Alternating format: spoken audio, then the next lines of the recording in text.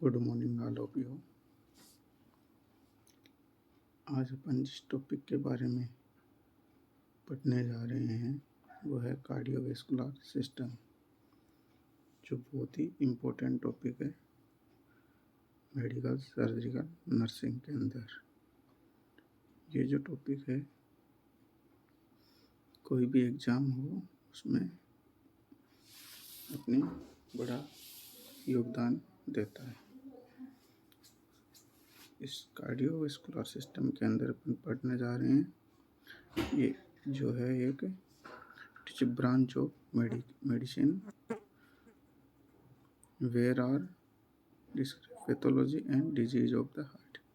इस कार्डियोलॉजी में अपन पढ़ेंगे कि जो है कोई भी डिजीज है उसकी पैथोलॉजी क्या है और जो डिजीज हुई है कैसे क्रिएट हुई है बॉडी के अंदर। फिर एंजियोलॉजी। एंजियोलॉजी का मतलब होता है पैथोलॉजी डिजीज ऑफ वेसल्स, मतलब जो ब्लड वेसल्स जो होती है आर्टरी और वेन्स, उनके अंदर किसी भी डिजीज का कैसे क्रिएशन हुआ है उसके बारे में पढ़ा जाता है। सबसे पहला आता है ischaemic heart disease. Ischaemic heart disease है वो बहुत बड़ा टर्म है। इसके अंदर क्या होता है, इसके अंदर कोई भी ब्लड वेसल्स होती है उसके अंदर फैट, लिपिड या कोलेस्ट्रॉल जो है डिपोजिशन होना स्टार्ट हो जाता है, जिसकी वजह से ब्लड की सप्लाई प्रॉपरली नहीं हो पाती है।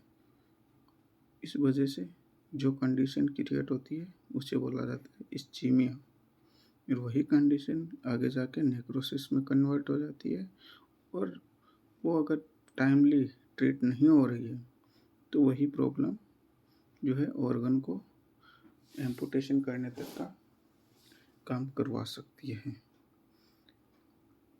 इसके अंदर अपन बात करेंगे कि मोस्टली कौन कौन सी जगह हो सकती है। मोस्ट कॉमनली मतलब यानी आर्टरी में ज़्यादा होती है या वेन में ज़्यादा होती है, कौन सी आर्टरी में होती है तो कौन सी आर्टरी में होती है, यानी कोरोनरी आर्टरी में होती है, एब्डोमिनल एओर्टा में मोस्ट कॉमनली होता है जो अपन को देखने को मिलता है। ठीक है, नेक्स्ट बात करते हैं, अपन स्टार्ट करते हैं।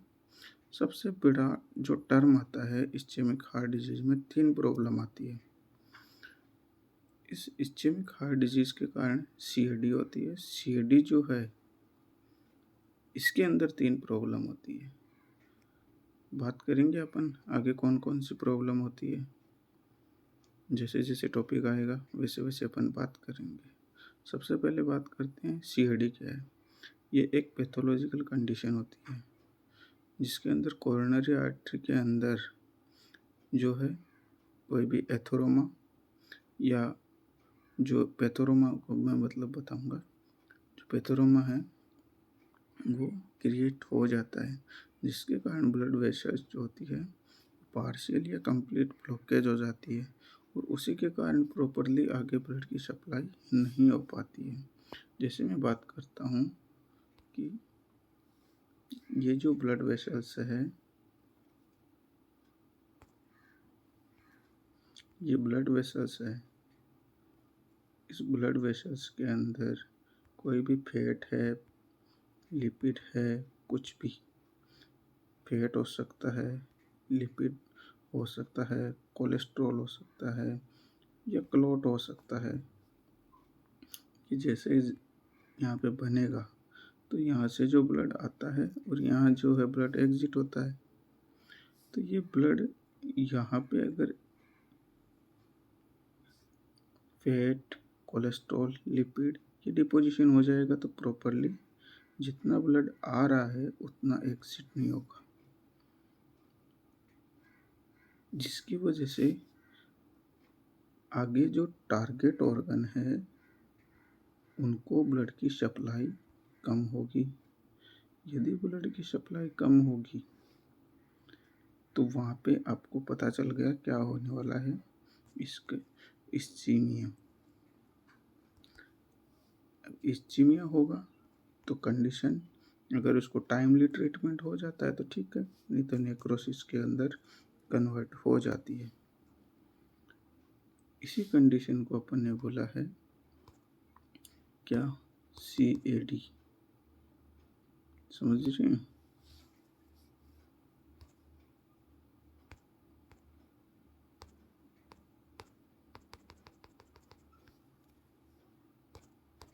क्या हो रहा है?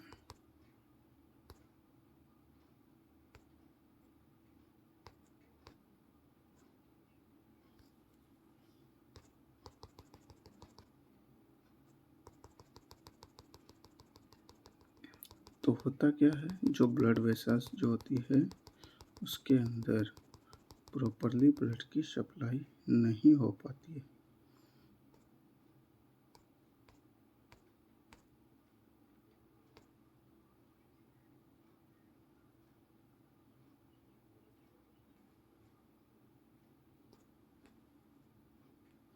देखो, जो ब्लड वेसल्स है बनी हुई है ऑक्सीजन और न्यूट्रिएंट की सप्लाई करवाती है, जिसके कारण डिपोजिशन हुआ। डिपोजिशन होती ही ऑब्स्ट्रक्शन, और फैट है, लिपिड है, कोलेस्ट्रॉल, इसका लिपिड का डिपोजिशन हुआ। यदि ऐसा कुछ हुआ तो उस कंडीशन के कारण जो टारगेट ऑर्गन है उसको प्रॉपरली सप्लाई नहीं मिली। सप्लाई नहीं मिली है तो क्या होगा, सप्लाई नहीं मिलेगी तो क्या होगा, इस चीज में होगा नेक्रोसिस होगा, या कंजस्टिव कार्डियक फेलियर होगा, या डिसरिथमिया होगा, रिदम में नहीं रहेगा हार्ट, या फिर सडन कार्डियक अरेस्ट आएगा और हाइपरटेंशन की कंडीशन देखने को मिलेगी। इसकी वजह से इस जो जो भी एथेरोमा क्रिएशन हुआ है उसकी वजह से।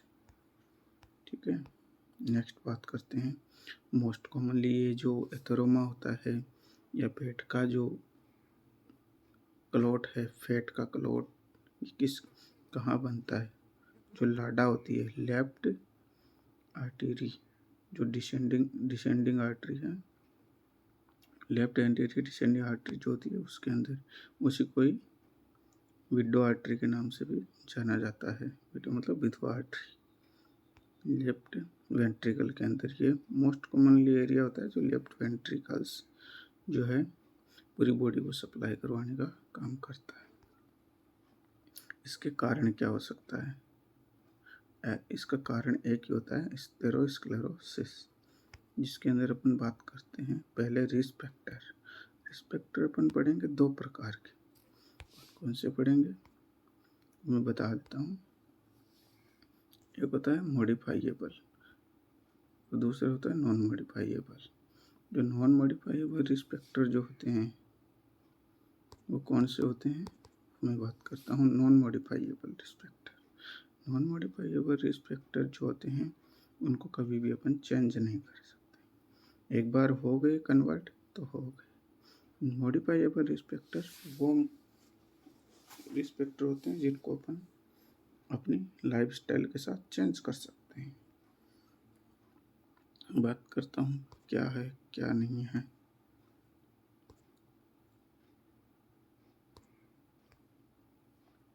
सबसे पहला नॉन मॉडिफाइएबल रिस्क फैक्टर जिनको अपन कभी भी चेंज नहीं कर सकते, लाइफ में एक बार हो गया। जैसे जेनेटिक मेकअप। जेनेटिक मेकअप के अंदर जो अपने फैमिली से, माता पिता से जो अपन को मिलता है जेनेटिक मेकअप वो हुआ। एज, दूसरा एज, जो अपनी एज वास्तविक आज जो एज आपकी है, मेरी और आपकी, वो उसको अपन ना तो कम कर सकते हैं ना ज़्यादा कर सकते हैं। नेक्स्ट आता है सेक्स, मेल है फीमेल है, उसको भी अपन चेंज नहीं कर सकते हैं। नेक्स्ट आता है रेस। रेस यानी कलर, जो अपन को कलर है अपने को जो हेरिडिटी से जो मिला है माता पिता से वही रहेगा। मॉडिफाइएबल रिस्क फैक्टर कौन से होते हैं, मॉडिफाइएबल रिस्क फैक्टर वो होते हैं जो ओबेसिटी है, हाइपरटेंशन। ओबेसिटी जो मोटापा है उसको अपन लाइफ के साथ चेंज कर सकते हैं। दूसरा आता है हाइपरटेंशन। हाइपरटेंशन जो है ये तो नहीं है कि लाइफ में एक बार हो गया उसको ठीक नहीं कर सकते। क्यों नहीं कर सकते, ठीक कर सकते हैं अपन इसको भी। डायबिटिक मेलाइटिस है, DM, हैबिट अब हैबिट में क्या है, जैसे कोई स्मोक करता है तो क्या उसकी स्मोक अपन अब छुड़वा नहीं सकते? छुड़वा सकते हैं। हाइपर होमोसिस्टीमीमिया, नेक्स्ट इसको भी बताऊंगा मैं आगे। पर्सनालिटी, मेडिकेशन और मिससेलेनियस कैंसर, ये सारे जो रिस्क फैक्टर हैं वो अपने लाइफ में कहीं ना कहीं इन्वॉल्व करते हैं, टारगेट करते हैं, जो कार्डियक प्रॉब्लम जो है बनने के लिए। पहला ओबेसिटी। ओबेसिटी जो है, मैं मॉडिफाइबल रिस्क फैक्टर को एक्सप्लेन कर रहा हूँ एक एक करके। ये बहुत ही इम्पोर्टेंट कंडीशंस हैं। बहुत इम्पोर्टेंट कंडीशन क्यों है? क्योंकि जैसे जैसे अपनी आज का जो कंडीशन है अपन देख रहे हैं, उसके अंदर अपना खान पीन, डाइट, ये सब चीज़ें चेंज हो रहा है। उसी की वजह से अपना जो मोटापा है वो भी कहीं ना कहीं कार्डियक प्रॉब्लम्स को बुलावा देता है या बढ़ावा देता है। जैसे ओवरवेट होना, ओबेज होना, ये सब चीज़ें क्या है, इस पेशेंट के अंदर कार्डियक प्रॉब्लम करवाना है। पेशेंट की जो है वेट इंक्रीज होगा तो क्या होगा, हाइट इंक्रीज, सेक्स, जो ये चीज़ किस पे डिपेंड करता है, हाइट, सेक्स और वेट पे।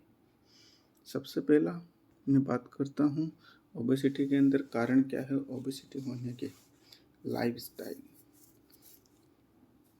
अपनी लाइफस्टाइल अच्छी नहीं है, बड़े बड़े खा रहे हैं, सेडेंट्री हैं अपन, लिवाइस लाइफ है, बड़े बड़े खा रहे हैं और इन मोबाइल है, कहीं जा ही नहीं रहे हैं, कहीं थोड़ा बहुत जा रहे हैं, वापस थक जा रहे हैं, इन मोबाइल, कन्फाइंड, एक जगह ही लेटे हुए हैं, लेस फिजिकल एक्टिविटी, कोई फिजिकल, पानी भी दूसरा पिला रहा है, ये सब चीज़ें हो सकती है।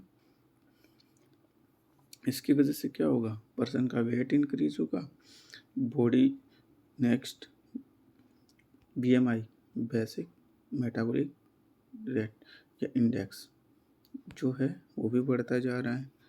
पेशेंट की जो है वेस्ट जो है उसकी भी साइज बताई गई है, मेल की 38 से ज़्यादा या 90 सेंटीमीटर से ज़्यादा, फीमेल की 34 सेंटीमीटर या 80 सेंटीमीटर। ये सब चीज़ें क्या है, पेशेंट के अंदर ओबेसिटी जैसे ही बढ़ेगी तो उस पेशेंट के अंदर कार्डियक डिजीज का जो होने के चांसेस है वो भी बढ़ते हैं। अब जैसे ये ओबेसिटी बढ़ रहे हैं तो इनके कारण क्या है, इसके कारण मैंने बताए, इसके साथ साथ और भी कुछ कारण, जैसे पेशेंट के अंदर ट्राइग्लिसराइड्स का लेवल बढ़ना, LDL का लेवल, लो डेंसिटी लिपोप्रोटीन का लेवल बढ़ना, VDL, वेरी डेंसिटी लिपोप्रोटीन का, वेरी लो डेंसिटी लिपोप्रोटीन का लेवल जो है इंक्रीज होना, HDL, हाई डेंसिटी लिपोप्रोटीन, जो गुड कोलेस्ट्रॉल होता है, अच्छा फैट होता है, इसका लेवल कम होना, ये सब चीज़ें ओबेसिटी को बढ़ावा देती है। इन सब चीज़ों से ओबेसिटी बढ़ती है पर्सन के अंदर। नेक्स्ट है पेशेंट के अंदर, अगर आप लिपिड प्रोफाइल चेक करोगे तो ट्राइग्लिसराइड्स का लेवल बढ़ावा मिलेगा, लो डेंसिटी लिपोप्रोटीन का लेवल बढ़ावा मिलेगा, वेरी लो डेंसिटी लिपोप्रोटीन का लेवल बढ़ा हुआ मिलेगा और हाई डेंसिटी लिपोप्रोटीन का लेवल कम मिलेगा। ये सब चीज़ें किसको बताती है, इंडिकेट करती है ओबेसिटी को, और ओबेसिटी पेशेंट के अंदर जाहिर सी बात है कार्डियक प्रॉब्लम क्रिएट करवाती है। नेक्स्ट बात करता हूँ हैबिट। एक पेशेंट के अंदर हैबिट जो है कार्डियक प्रॉब्लम कैसे क्रिएट करवा सकती है। जैसे पेशेंट को कोई इंसान है वो ले रहा है, टोबैको ले रहा है, स्मोकिंग ले रहा है, एल्कोहल अब्यूज़ कर रहा है, तो ये सब चीज़ क्या है, इन सब चीज़ में निकोटिन्स होता है। वो निकोटिन्स किस किस के अंदर, जैसे टोबैको और इसको ये जो स्मोकिंग होती है, इन दोनों में क्या होता है, निकोटिन्स। और निकोटिन्स जो होता है वो क्या करता है, वेस्कुलर इंजरी, जो ब्लड वेसल्स जो होती है उनके अंदर, जो ब्लड वेसल्स जो होती है ये ब्लड वेसल्स जो होती है इनमें इंजरी करवाता है, ब्लीडिंग करवाता है। ये जो स्मोकिंग करते हैं इनके, ये जो लोग, जिसके कारण क्या होता है, ये ब्लड का थक्का बनेगा तो प्रॉपरली ब्लड सप्लाई नहीं होगा। ये काम कौन करता है? निकोटीन करता है। दूसरी पैथोफिजियोलॉजी समझाता हूँ। निकोटीन जो है जैसे ही लेते हैं तो कैटाकोलामाइन को जो है रिलीज ज़्यादा करवाएगा।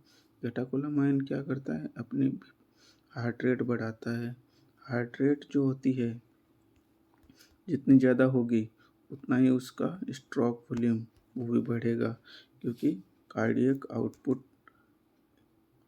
जो है किस पे करता है? Stroke volume into heart rate. तो इस पेशेंट का जितना ज़्यादा हार्ट रेट रहेगा उतना ही, मान लो 70 ml इंटू 70 ml, सातों साता गुण 50, मतलब 5000 लीटर सॉरी 5 लीटर मानते हैं अपन। लेकिन क्या होता है, जब ये सब चीज़ें क्या करती है, ये सब चीज़ें 5000 मैंने बोला 70 इंटू 70 बोला क्या? Stroke volume into heart rate. तो ये जैसे जैसे हार्ट रेट बढ़ेगी, मानो अब मैंने बोला हार्ट रेट बढ़ेगी, कितना बढ़ेगा? मान लो 80 हो गया, तो अब मैं 70 स्ट्रोक वॉल्यूम तो 70 रहेगा, तो इसको 80 कर दूंगा, तो 7 8 56, ये हो गया 6 लीटर। तो कार्डियक आउटपुट बढ़ा कि नहीं बढ़ा? बढ़ा ना। तो ये सब चीज़ें क्या करती है, अपने हार्ट रेट भी दिक्कत करती है टोबैको और स्मोकिंग को अगर करता है तो। नेक्स्ट थर्ड, पहला मैंने बताया 3 पे तो फिजियोलॉजी बता रहा हूँ, कितनी बता रहा हूँ? 3 पे तो फिजियोलॉजी। नंबर 1, नंबर 2 और नंबर 3। तो तीसरी क्या करती है, अगर कोई स्मोकिंग कर रहा है, टोबैको ले रहा है, तो प्लेटलेट्स क्या करे, ब्लड वेसल्स के अंदर इंजरी होगी तो ब्लीडिंग होगी तो ब्लीडिंग के साथ साथ जो ब्लड वेसल्स जो होती है उसके अंदर क्या होता है कि जो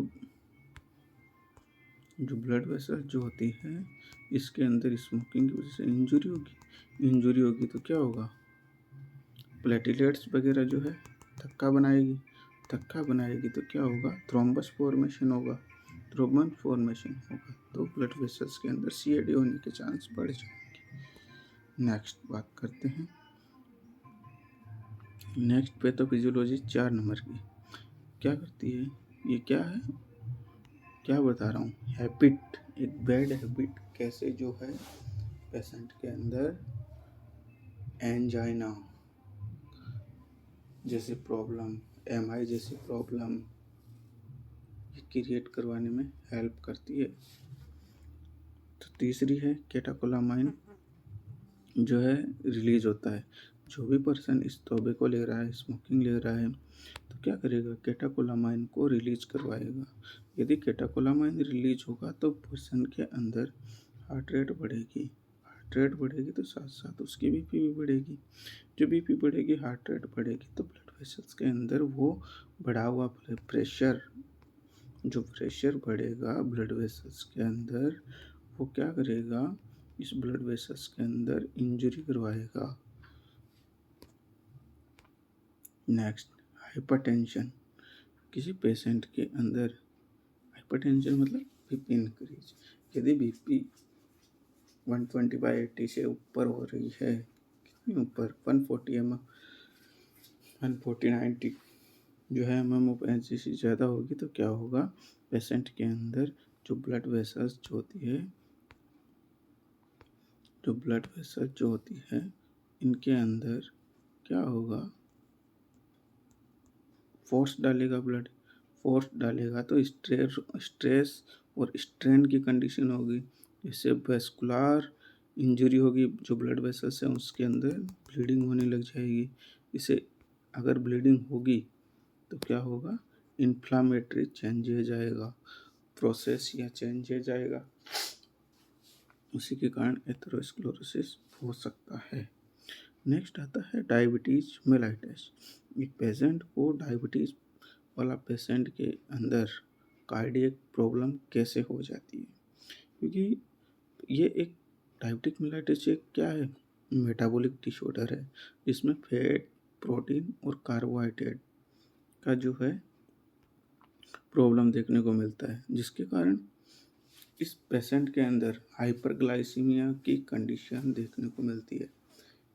मैं क्या बोल रहा हूँ कि ये एक मेटाबॉलिक डिसऑर्डर होता है। कौन सा? Diabetic mellitus. इसके डिसऑर्डर होता है जो फैट, प्रोटीन और कार्बोहाइड्रेट जो है क्या करता है, हाइपरग्लाइसीमिया, ग्लूकोज का लेवल इंक्रीज करवा देता है। इसके कारण क्यों करवा देता है? क्योंकि इंसुलिन का लेवल कम होता है बॉडी के अंदर,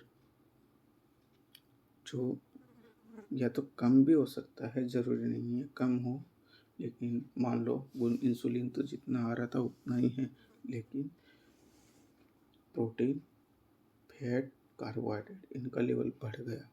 जितनी डिमांड होनी चाहिए थी इंसुलिन की उतनी हो नहीं रही है। ठीक है, तो उसकी वजह से जो है इंसुलिन ब्लड के अंदर पड़ा रहेगा, और वही ब्लड के अंदर पड़ा रहेगा तो अपन चेक करेंगे तो हाइपरग्लाइसीमिया की कंडीशन सिचुएशन देखने को मिलेगी। इसका कारण क्या है? फ्रेश फैटी एसिड इंक्रीज मिलेगा, फैटी एसिड और ट्राइग्लिसराइड्स का लेवल बढ़ा हुआ मिलेगा। विस्कस ब्लड मतलब ब्लड विस्कस का मतलब होता है गाढ़ा ब्लड। पृष्ठ तनाव जो होता है वो बहुत टाइट, ऐसे मतलब नॉर्मली ब्लड जो है एकदम पतला होता है, अपन जैसे कहीं डालते हैं तो तुरंत मतलब बहने लग जाता है, लेकिन इस ब्लड को आप अगर कहीं डालोगे ढलान वाली जगह पे तो वो एक जगह ही पड़ा रहेगा। नेक्स्ट आता है ग्लूकोज, शुगर या एंड प्रोडक्ट का लेवल बढ़ा हुआ मिलेगा। डायबिटिक न्यूरोपैथी देखने को मिलेगा, डायबिटिक न्यूरोपैथी, बीपी इंक्रीज देखने को मिलेगा। ये किसके है? इसी प्रॉब्लम के अंदर आती है। फिर आता है कोज ऑफ हाइपर होमोसिस्टिनीमिया। हाइपर होमोसिस्टिनीमिया क्या है? इसके अंदर पेशेंट के अंदर होता क्या है, इस पेशेंट के अंदर क्या होता है, हाइपर होमोसिस्टिनीमिया में जो मोर देन 15 माइक्रोपाइडियल से ज़्यादा देखने को मिलेगा। क्या? हाइपर होमोसिस्टिन, हीमोसिस्टिन का लेवल जो है अल्टर्ड देखने को मिलेगा अपन को। जैसे आर्टीरियल रीजनरेशन, इसके कारण क्या होगा? आर्टीरियल रीजनरेशन कहने का मतलब जो आर्टेरी और वेंस उसमें कोई इंजरी हो जाती है तो वो इसका लेवल नॉर्मल रहता है तो तुरंत ठीक होने की चांसेस रहता है, लेकिन इसका नॉर्मल लेवल नहीं होने की वजह से, इसका लेवल बढ़ा हुआ होने की वजह से जो कोलेजन फाइबर है वो सिंथेसिस नहीं हो पाते हैं। ये देखो लिखा हुआ ना, तो ये प्रॉपरली नहीं हो पाते हैं, सिंथेसिस मतलब बन नहीं पाते हैं, जिसकी वजह से हील नहीं होगी। अगर किसी भी आर्टरी और वेन्स के अंदर इंजरी हो गई तो वो अच्छे से हील नहीं होगी। नेक्स्ट बात करते हैं इंक्रीज प्रोम, और ये क्या करता है? दूसरा काम, पहला काम तो ये करता है कि कोई भी आर्टरी और वेन को हील करवाने का काम करता है। कौन? हाइपर होमोसिस्टिनीमिया। और दूसरा काम ये करता है इंक्रीज थ्रोम्बस फॉर्मेशन। क्या करता है? जितना ज़्यादा बढ़ेगा तो थ्रोम्बस बनेगा, थ्रोम्बस बनेगा तो ये ब्लड को टारगेट ऑर्गन तक पहुंचने नहीं देगा, क्योंकि ब्लड के अंदर थक्का, ब्लड वेसल्स के अंदर थक्का बन जाएगा।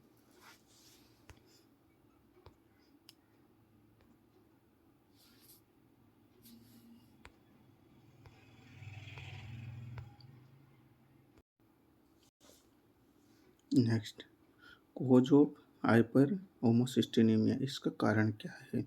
ये जो बड़ा है, बढ़ने का कारण क्या है? इसका कारण ये है कि विटामिन B6, B9 और B12 का डेफिशिएंसी होना, पहला कारण तो ये हो सकता है कि जो विटामिन B6 है, B9 है, B12 है, इन तीनों विटामिन्स का लेवल नॉर्मल से कम हो जाता है, तब हो सकता है। कंडीशन एक। नंबर 2,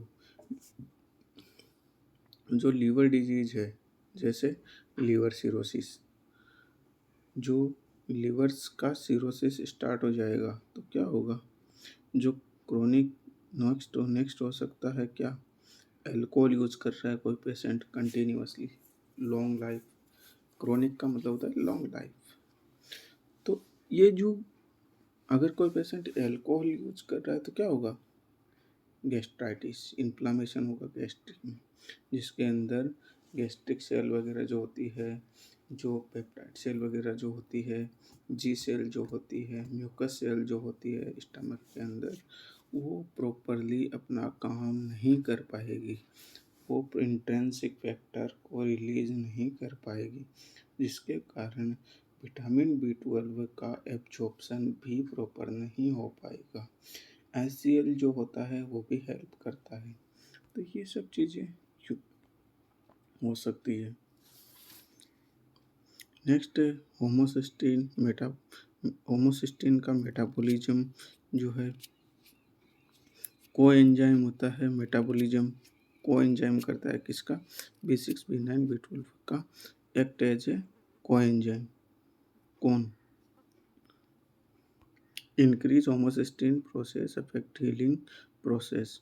यदि मैंने पहले ही बता दिया कि होमोसिस्टीन का लेवल यदि अफेक्ट होगा तो हीलिंग जो है, कहीं भी इंजरी वगैरह हुई है वो अफेक्ट होगी। देन हीलिंग अफेक्ट होगी तो आर्टेरियल वगैरह रीजनरेशन और थ्रोम्बस फॉर्मेशन जो है अफेक्ट होगा और प्रमोट होगा। नेक्स्ट आता है डाइट। एक पर्सन के अंदर डाइट भी बहुत इम्पोर्टेंट होती है। जो कार्डियक पेशेंट होते हैं उनके अंदर इंक्रीज कार्बोहाइड्रेट में, जैसे simple carbohydrate, simple sugar use कर रहा है कोई ज़्यादा, वो प्रॉब्लम हो सकती है। नेक्स्ट आता है कोलेस्ट्रॉल क्या करता है, फैट होता है। कोलेस्ट्रॉल क्या होता है, फैट होता है एक तरीके का, जो इंक्रीज करेगा बॉडी वेट, अपनी बॉडी का वेट बढ़ाएगा, मैंने पहले ही बता दिया। नेक्स्ट आता है इंक्रीज सोडियम क्लोराइड। यदि अपन नमक ज़्यादा खा रहे हैं तो बीपी को इंक्रीज करेगा, नॉर्मल नमक खाना चाहिए, ठीक है।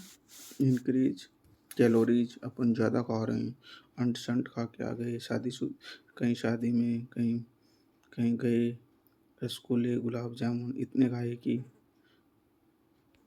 पूछो मत। वो चीज़ें एक लिमिट में खाओ तो अच्छा है, अगर विदाउट लिमिट में खाओगे तो बड़ा प्रॉब्लम करेगा, क्योंकि आजकल का जो यूज़ होता है खाने पीने का, जो मटेरियल जैसे फैट वगैरह, ऑयल वगैरह अपन यूज़ कर रहे हैं, तो कौन है जो ना फर्स्ट क्वालिटी का यूज़ करता है, नॉर्मल सब यूज़ करते हैं। नेक्स्ट बात आती है अपन को, एनीवे कोई बात नहीं। पर्सनालिटी की बात करें तो टाइप ए की पर्सनालिटी हो सकती है। पेशेंट एग्रेसिव होता है, एंगर होता है, MBBS मतलब लालसी। नेक्स्ट हो सकता है एरोगेंस, हो सकता है अहंकारी। नेक्स्ट हो सकता है होस्टाइल यानी जल्दबाजी वाला, कॉम्पिटेंस। ये सब चीज़ें क्या करती है, ये क्या करती है, सिंपैथेटिक जो नर्वस सिस्टम है उसको स्टिमुलेट करती है। ये सब चीज़ पर्सनैलिटी जो होती है वो क्या करती है, जो अपना सिंपैथेटिक पैरासिम्पैथेटिक दो नर्वस सिस्टम, जो पैरासिम्पैथेटिक वो अलग है, सिंपैथेटिक को स्टिमुलेट करेगा तो क्या होगा, हार्मोन्स रिलीज होंगे। और हार्मोन्स कौन से, एक तो कोलेस्ट्रॉल और एक एड्रीनलिन, जो एड्रीनलिन ग्लैंड से, ये अगर रिलीज होंगे तो एड्रीनलिन स्टिमुलेशन के कारण होगी। एड्रीनलिन मतलब सुप्रारीनल ग्लैंड, ये क्या करेंगे, सिंपैथेटिक स्टिमुलेशन होगा और पर्सन को बीपी जो है इंक्रीज कर देगा, जिससे ब्लड वेसल्स में इंजरी होगी। Next, hyperphosphatemia. यदि कोई पेशेंट किंग है फॉस्फेट, आयरन फॉस्फेट जो होता है, ये क्या करता है, इंटीमा मीडिया सेल जो ओस्टियोब्लास्टिक प्रोसेस कैल्शियम ट्रैपिंग क्या करता है मैं बताता हूँ। जो इंटीमा मीडिया जो होता है, जो बोन के अंदर जो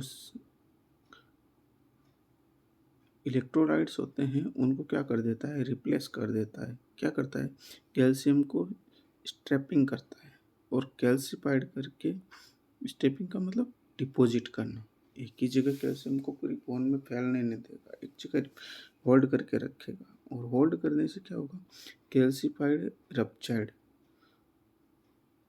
होगा। क्या, जैसे ये बोन है मानो, मैं बताता हूँ क्या होगा, सेकेंड। ये देखो बोन है, अब बोन के अंदर, जैसे ये बोन थी, ये बोन के अंदर कैल्शियम पूरे में जाना चाहिए, लेकिन नहीं, यहाँ कहीं भी कैल्शियम को डिपॉजिट कर देगा। होगा क्या, कौन करेगा, ये में फॉस्फेट जो है ये करेगा, जिससे क्या होगा, कुछ टाइम बाद में इस कैल्शियम के गांठ को टूटेगी और कहीं ब्लड वेसल्स में जाके फंस जाएगी।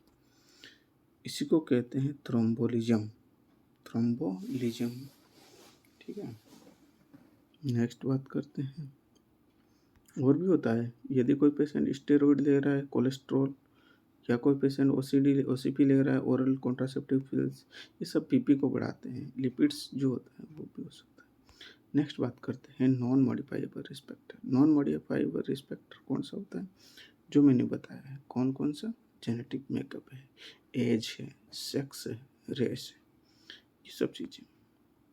तो जेनेटिक मेकअप के अंदर हेरिडिटी आती है, फैमिली हिस्ट्री ऑफ पेशेंट, जैसे रेस। मैं बात करता हूँ जीनोम। जीनोम जो है वहीं से निकल के आता है जीन।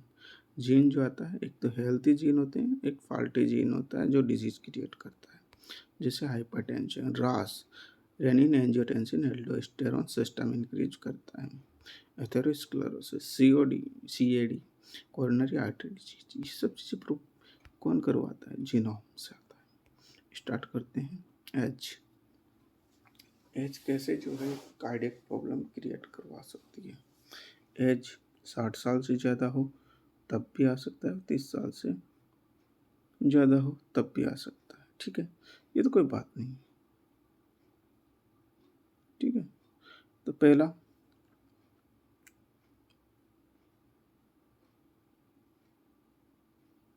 फ्रेजिलिटी, मेटाबॉलिक, एंडोक्राइन, ये सब तीनों क्या है, hormonal changes.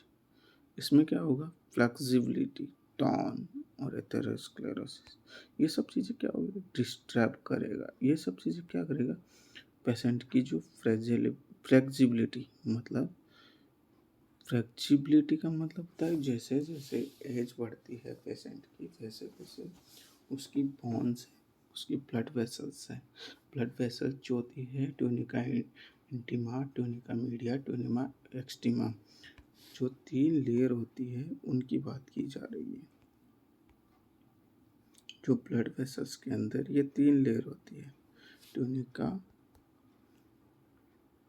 एक्सटीमा, tunica externa, tunica media, tunica intima. जो ट्यूनिका मीडिया जो होती है वो मसल्स की बनी हुई होती है, और यही मसल्स की बनी हुई होती है, इसलिए ये जैसे जैसे एज बढ़ती है ये मसल्स की जो फ्लेक्सिबिलिटी होती है वो कम होती चली जाती है, और जैसे जैसे कम होगी वैसे वैसे ब्लड के अंदर प्रॉपरली सप्लाई नहीं होगी और टोन भी कम होगी। ये सब चीज़ें। जेंडर, जेंडर की बात करें मेल फीमेल के अंदर, तो हार्मोनल चेंजेज आता है। फीमेल के अंदर एस्ट्रोजन जो होता है कार्डियक प्रोटेक्टिव हार्मोन होता है, जो क्या करता है, ये एस्ट्रोजन हाई डेंसिटी लिपो जैसे जैसे एज बढ़ती है तो हाई डेंसिटी लिपोप्रोटीन का लेवल को कम कर देता है, जिसके कारण लो डेंसिटी लिपोप्रोटीन और ट्राइग्लिसराइड्स और वेरी लो डेंसिटी लिपोप्रोटीन जो होता है उनका लेवल बढ़ता चला जाता है, उसी की वजह से कार्डियक प्रॉब्लम आएगी। नेक्स्ट आता है जेंडर। जेंडर क्या करता है, जैसे जैसे जेंडर के अंदर मेल, दूसरा आता है मेल। मेल के नीचे ही लिखा हुआ है, देखना उधर फीमेल का लिखा हुआ है एस्ट्रोजन, इधर टेस्टोस्टेरॉन एल्डोस्टेरॉन। ये क्या करता है, कॉम्प्लिकेशन लीजन प्रोवाइड करवाते हैं जो कॉमन पार्ट। ये सब चीज़ें इसके अंदर देखने को मिलेगा आप लोगों को। नेक्स्ट मैं बात करता हूँ पैथोफिजियोलॉजी की। पैथोफिजियोलॉजी में क्या होता है, सबसे पहले impaired endothelial allow low density lipoprotein to deposit beneath the tear surface। क्या होता है चेक मैं बताता हूँ। सबसे पहले ये ब्लड वेसल से समझना, मैंने बोला था यहाँ अगर इंजरी होगी तो क्या होगा, यहाँ पे इतना इतना जो ब्लड वेसल्स का ल्यूमन है वो बंद हो जाएगा, जिसके कारण जो आने वाला ब्लड है और जाने वाला ब्लड है वो इम्पेयर्ड होगा। अब मैंने सबसे पहले यहीं पे स्टार्ट, यदि ऐसा कुछ हुआ तो ब्लड हार्ट जो है, हार्ट यहाँ से ब्लड को पंप कर रहा है लेफ्ट वेंट्रिकल से, और ये ब्लड जा रहा है इसके अंदर, तो यहाँ से ब्लड की फोर्स की वजह से यह जो थक्का बनाता है ये रप्चर हो जाएगा। रप्चर होगा तो यहाँ होगी ब्लीडिंग, यही मैं बोलने की कोशिश करूँगा इधर। तो इंजर्ड एंडोथेलियम अलाउ करता है किसको, low density lipoprotein beneath the tear surface. क्या बोला है, जो टीयर हुआ है, जो ब्लड वेसल्स यहाँ से फटा है, यहाँ ब्लड टीयर सरफेस, यहाँ क्या होने लग जाएगा, लो डेंसिटी लिपोप्रोटीन जो है ये डिपोजिशन हो जाएगा। नेक्स्ट क्या होगा, followed by immune response infiltration of WBC।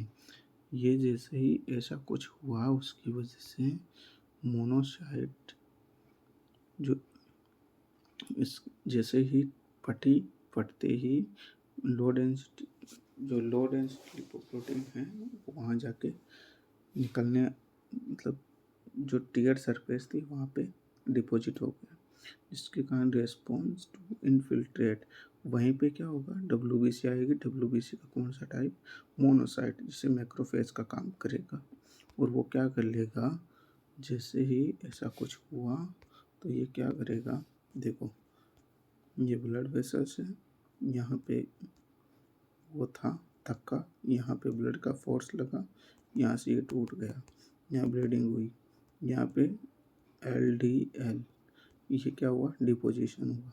Deposition हुआ तो अब बॉडी के अंदर क्या पाई जाती है, माइक्रोफेजेज। क्या पाई जाती है, माइक्रोफेजेज। ये माइक्रोफेजेज क्या होगा, कौन सा, WBC का टाइप है। यह आके इसको खा जाएगा, किसको, इसको, और ये खा के कौन, WBC का मैक्रोफेजेज इसको क्या कर लेगा, एनगल्फ कर लेगा। एनगल्फ जैसे करेगा तो ये क्या होगी, tear surface macrophages, tear surface endothelium, phagocyte the fatty sticky microphages. जैसे उसको खाएगी, किसी भी चीज़ को खाने के बाद इंसान क्या हो जाता है, मोटा, तो मैक्रोफेजेज मोटी हो जाएगी एकदम फूली फूली, ये डिपॉजिट बीनीथ द सरफेस और वहीं पड़ी रहेगी, तो वो उस WBC जो है उस फैट को खा के क्या करेगी, वहीं पड़ी रहेगी। फिर प्लेटिलेट्स आएगी वहीं पे एडेर, उसके साथ फिर प्लेटिलेट्स भी चिपक जाएगी WBC के साथ, फिर रिलीज करना स्टार्ट कर देंगी प्लेटलेट डिजायर ग्रोथ फैक्टर। उसके बाद क्या करेगी, खाया, पहले ब्लड वेसल्स में क्या किया, धक्का बना हुआ था, ब्लड ने क्या किया, तोड़ दिया, टूटा, तो वहाँ पे और ज़्यादा ब्लीडिंग आई। तो वहाँ पे डब्ल्यू उस पर फैट पड़ा हुआ था, उसको खा लिया। घी खाएगी तो घी खा के मोटा हो जाएगी, मोटे होगी तो प्लेटिलेट्स आएगी, सोचेगी कि ये क्या हो रहा है, तो प्लेटिलेट्स को भी इसने अपने साथ चिपका लिया, चिपका के और मोटा हो गया। फिर क्या हुआ, वहीं पे ग्रोथ फैक्टर रिलीज करना स्टार्ट कर दिया। फिर एक्टिवेशन ऑफ स्मूथ मसल्स, फिर मसल्स क्या करेगी, एक्टिवेट हुई, lead to synthesis of collagen fibre और कैप्सूल्स, फोर्टिलाइज, ये सब चीज़ें काम करना स्टार्ट कर देगी। और क्या होगा, वहाँ पे फॉर्मेशन करेगा एथेरोमा, उसी चीज़ को क्या बोला, एथेरोमा। और रप्चर्स फाइबर कैप्सूल, वो रे कैप्सूल क्या करेगा, रप्चर हो जाएगा, एक्सपोज टू फेसी, ये रप्चर होके कहीं और भी दूसरी जगह चला जाएगा। Formation of complicated lesion for fibrous capsule and thrombus, complete obstruction, ये देखो क्या करेगा, कंप्लीटली जाके ऑब्स्ट्रक्शन पैदा कर देगा, और वहाँ के आगे की तरफ ब्लड जाएगा नहीं तो क्या होगा, इस्चीमिया, नेक्रोसिस और हाइपरटेंशन की प्रॉब्लम देखने को मिलेगी। क्लिनिकल फाइंडिंग क्या देखने को मिलेगा, क्लिनिकल फाइंडिंग अपन को डिपेंड करेगा कि कौन सी साइज का है, कितनी साइज का एथेरोमा बना है, कितने नंबर में जो है, कितनी आर्टरी में, 1 में हुआ है, 2 में हुआ है, 4 में हुआ है। फिर वेसल्स कौन सी है, लोअर सरकम्पेरेंस आर्टरी है, लाडा है, या फिर राइट सरकम्पेरेंस है, लेफ्ट सरकम्पेरेंस आर्टरी है, कौन सी में है।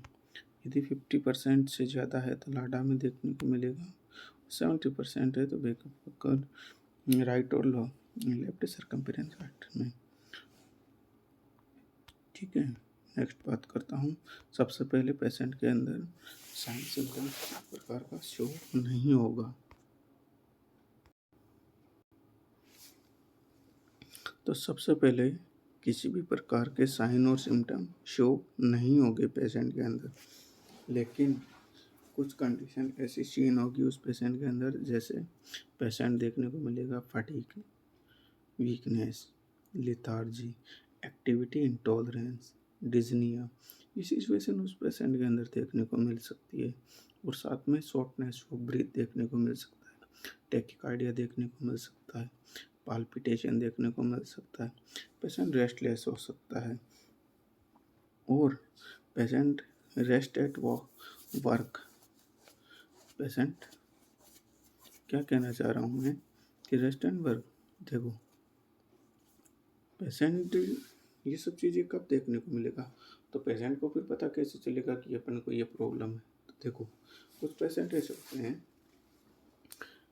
काम कर रहे होते हैं, फिजिकल एक्टिविटी कर रहे हैं, तब बात अलग होती है, जब रेस्ट होती है तब बात अलग होती है।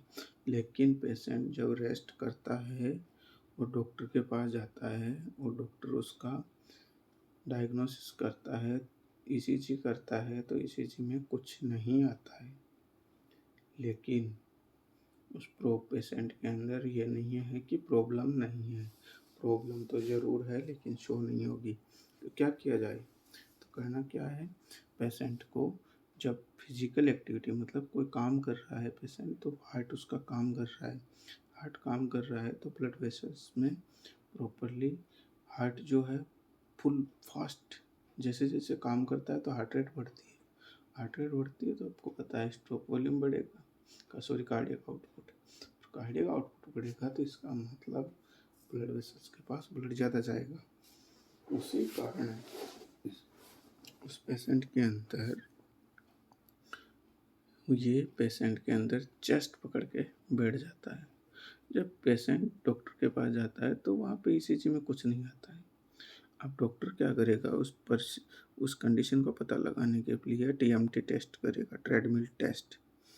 पेशेंट को क्या किया जाएगा, एक मशीन होती है जिस पे चलाया जाएगा और उसके चेस्ट पे ईसीजी लीड्स कनेक्ट कर दी जाती है। पेशेंट जैसे ही चलेगा तो हार्ट रेट बढ़ेगी, बीपी बढ़ेगी, बीपी बढ़ते ही उसका कार्डियक आउटपुट बढ़ेगा।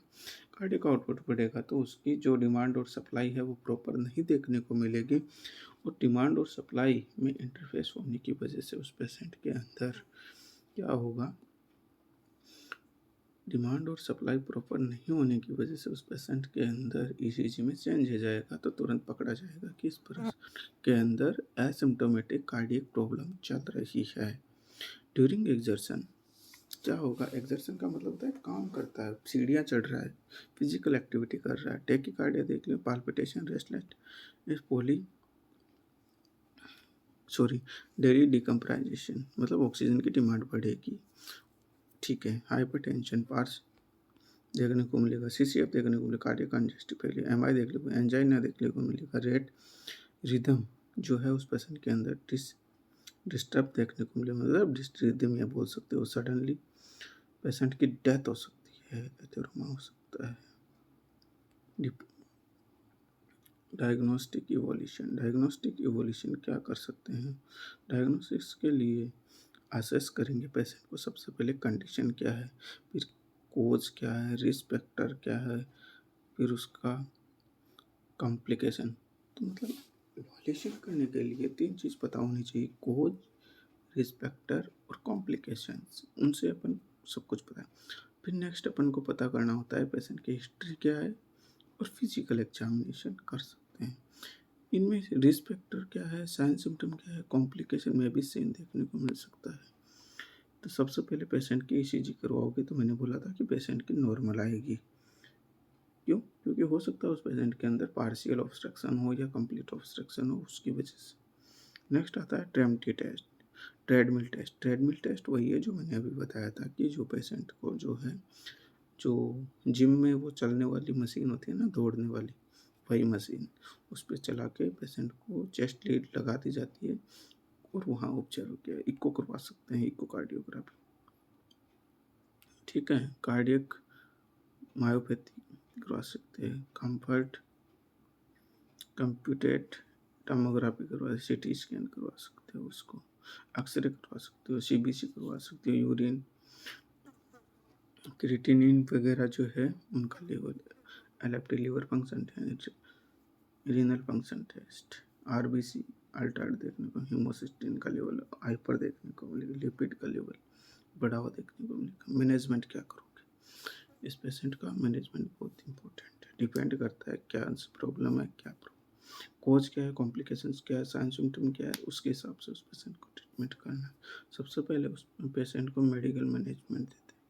मेडिकल में नाइट्रस दे दोगे, जिससे क्या होगा, कोरोनरी वेसोस्पाज्म हो चुका था, उसको फिर वेसोडाइलेशन देखने को मिलेगा। और नाइट्रेट्स में एनजीटी, नाइट्रोग्लिसराइड्स, कैल्शियम चैनल ब्लॉकर दे सकते हो, एम्लोडिपिन, निपिडिपिन वगैरह, एंटीप्लेटलेट्स दे सकते हो, एस्प्रिन वगैरह, बीटा ब्लॉकर दे सकते हो उस पेशेंट को। एंटी नेक्स्ट आता है नॉन सर्जिकल या सर्जिकल मैनेजमेंट। इसमें पर पीटीसीए करते हैं अपन मोस्टली। पीटीसीए क्या है, परक्यूटेनियस ट्रांसल्यूमिनल कोरोनरी एंजियोग्राफी या प्लास्टी। पहला 3 टाइप की होती है, बैलून एंजियोप्लास्टी, लेजर असिस्टेंट, और तीसरा होता है शंट। कौन कौन सी, बैलून, लेजर और शंट बात करते हैं अपन। बात करते हैं surgery, coronary artery bypass grafting करते हैं। सर्जरी में कौन सी, बाईपास कर सकते हैं।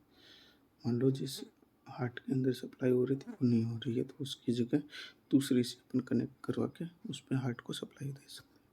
नर्सिंग मैनेजमेंट, नर्सिंग में असेसमेंट करेंगे सबसे पहले, साइन क्या है, साइन सिम्टम क्या है, कोच क्या है, रिस्क फैक्टर क्या है, कॉम्प्लिकेशन क्या है, पेशेंट का हिस्ट्री चेक करेंगे, physical examination, vital sign check करेंगे, diagnostic evaluation, head to toe examination कर सकते हो, BM basic metabolic index check कर सकते हो, वेट चेक कर सकते हो पेशेंट का, आप लोग हैबिट चेक कर सकते हो, डिजीज मेटाबॉलिक, ये सब चीज़ें अपन को चेक करना होता है। नेक्स्ट आता है पेन। पेन को management, due to the ischemia की वजह से पेन देखने को मिलेगा पेशेंट को रिसीव करो पेशेंट को असेस करो पेशेंट को, पेशेंट आया उसको रिसीव किया, असेस किया, फिर कंफर्टेबल पोजीशन देखो, सेमी पोलर पोजीशन या high polar position, physical activity check करो पेशेंट्स की, एकदम पड़ा है या फिर हाथ पैर हिला रहा है, ऑक्सीजन एडमिनिस्ट्रेशन की ज़रूरत है तो ऑक्सीजन दो, बेसिक वाइटल साइन चेक करो, टेम्परेचर बीपी एस्पायरेशन वगैरह, आईवी इस्टेब्लिश करो, डॉक्टर की इंफॉर्मेशन चेक करो, मेडिसिन दे दो। नेक्स्ट बात करते हैं, अपन को एडवोकेट करना है left patient, late patient, standard what problem is having, मतलब क्या पेशेंट को प्रॉब्लम है ये जानना ज़रूरी है अपन को, इसलिए अपन एडवोकेट होते हैं। What investigation are need for from perform, मतलब कौन से डायग्नोसिस करने की अपन को ज़रूरत है, वो भी अपन को क्या करना है, एडवोकेट करना है। इसीलिए तो जज बोला है नर्स को एडवोकेसी, नर्सिंग रोल्स में अंदर पढ़ा होगा आप लोगों ने। We have to assess such investigation, explain करना है जो भी अपन असिस्ट करना है, सच इन्वेस्टिगेशन, क्या क्या इन्वेस्टिगेशन, तो सबसे पहले एक्सप्लेन करना है जो भी प्रोसीजर करने जा रहे हैं उनका कंसेंट भी ले लेना है, प्री प्रोसीजर एक्सप्लेन करना है, मिसकंसेप्शंस जो होते हैं कंसेप्शंस उनको भी बता देना है पेशेंट को, असिस्ट आइडेंटिफाई रिस्पेक्टर वगैरह कोज वगैरह, ये सब चीज़ें आइडेंटिफाई करना और बताना भी है। पेशेंट को कुछ हेल्थ एजुकेशन देना है, all respecter that can be modify, जितने भी रिस्पेक्टर होते हैं उनको मॉडिफाई किया जा सकता है, life style modification, obesity, diet कौन सी देनी है उस पेशेंट को, डिक्रीज सिंपल शुगर वगैरह डिक्रीज कर देना है, फैट लिपिड और कोलेस्ट्रॉल को, सोडियम वगैरह मतलब उसको कम कर देना है, अवॉइड करना है, हो सके तो साल्ट को, ठीक है। जो फ्राइड होते हैं, फ्राइड फूड होता है, जो जो पैकेट वाले फूड होते हैं उनको भी नहीं खिलाना है, कुछ भी हो। Next, all white are poison, मतलब जितनी भी वाइट चीज़ें होती है वो इस पेशेंट के लिए पॉइजन होता है, जैसे शुगर है, राइस है, साल्ट है, बटर है, ये सब चीज़ें, मैदा है, ये सब चीज़। इंटेक क्या देना है, वेजिटेबल दो, पल्सेस दो, जितनी भी दालें हैं, फैटी दो,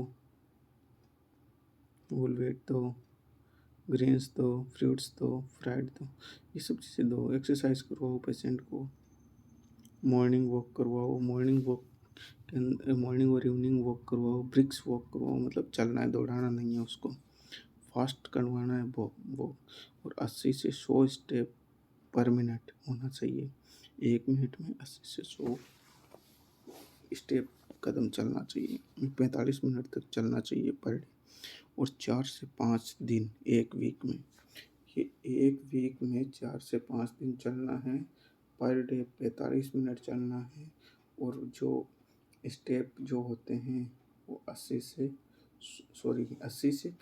100 स्टेप उसका होना चाहिए। हैबिट मॉडिफाई करवाना है, जो भी स्मोकिंग वगैरह ले रहे हैं तो बोल देना है भैया ज़िंदगी जीना है तो सब चीज़ छोड़ो, स्ट्रेस मैनेजमेंट करना है, फिजिकल एक्टिविटी करवाना है, नो यूज मोबाइल यूज नहीं करवाने देना, इंक्रीज एन्जॉयड एनवायरनमेंट।